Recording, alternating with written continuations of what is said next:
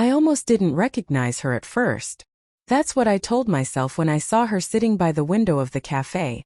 The same cafe where we used to come every Sunday before everything fell apart. The sunlight spilled across her face, catching in the strands of her hair, and for a brief second, I saw the woman I used to know, the one who laughed easily, who leaned her head on my shoulder, who used to whisper, "We'll be okay."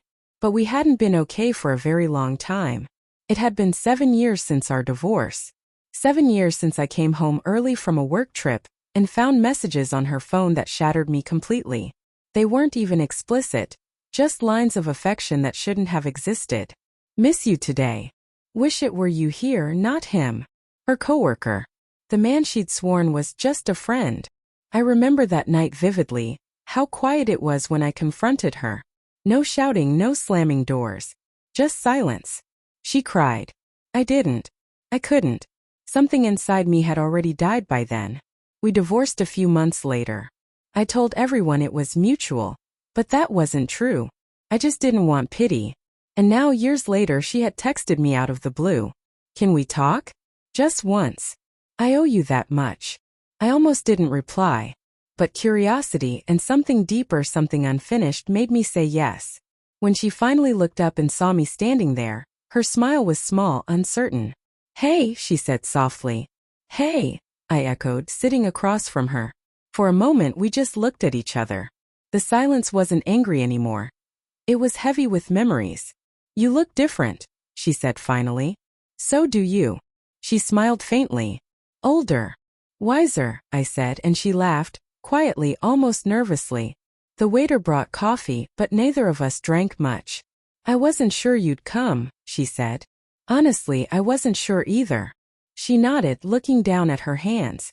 She was wearing the same silver ring she used to fidget with when she was anxious. Some habits never die. Then with a breath she said, "I wanted to apologize. Properly this time." Her voice cracked on apologize. I didn't say anything. I wanted to hear her out. "I don't know what I was looking for back then," she began. "I think I was lonely, even when we were together. You were always working, always tired, and I kept telling myself that it was fine. But then he started listening to me and I let it go too far. I convinced myself it wasn't cheating if nothing physical happened." She paused. Her eyes shimmered. "But it was. It was betrayal. I know that now." I stared at her, remembering those sleepless nights when I replayed every conversation, every smile, wondering how long she'd been slipping away from me while I thought we were still close. "I blamed you too for a long time," I admitted quietly. "I told myself if I'd just been more present, maybe you wouldn't have looked elsewhere." She looked up quickly. "It wasn't your fault. I made those choices. Maybe. But I wasn't innocent either," I said. "I built walls, told myself I was working for us when really I was avoiding you. I didn't see how unhappy you were." She exhaled shakily. "We both disappeared, didn't we?" I nodded. Just in different directions. For a long moment neither of us spoke. The world outside the cafe went on. People laughing, coffee machines hissing. But inside it felt like time had folded back. "I used to hate you," I confessed suddenly. She looked startled. "Not because you cheated," I continued, "but because you moved on so fast. You looked happy in those pictures online. It made me feel like our whole marriage was just a phase you outgrew." Tears filled her eyes. "I wasn't happy, not really. I just didn't know how to face what I'd done. Pretending was easier." Her voice trembled. "Do you hate me now?" I looked at her, really looked at her. The years had changed her. There were faint lines around her eyes, a tiredness that wasn't there before. But there was also a gentleness I didn't remember, like she'd been through her own kind of reckoning.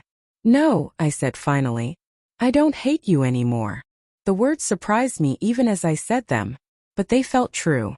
"I spent years angry, blaming you for everything," I continued. "But that anger became a part of me I didn't like. It kept me from moving forward." She nodded slowly, tears slipping down her cheeks. "I'm so sorry, Alex. For all of it." I reached across the table, not to hold her hand, but just to bridge the space between us. "I know," I said softly. "And I forgive you." She let out a shaky breath, like she'd been holding it for years. "Thank you," she whispered. We talked for hours after that. About our son who was in college now. About our parents' mutual friends, the small pieces of life that had once connected us. We didn't talk about him, the man she'd fallen for, and I didn't ask. It didn't matter anymore.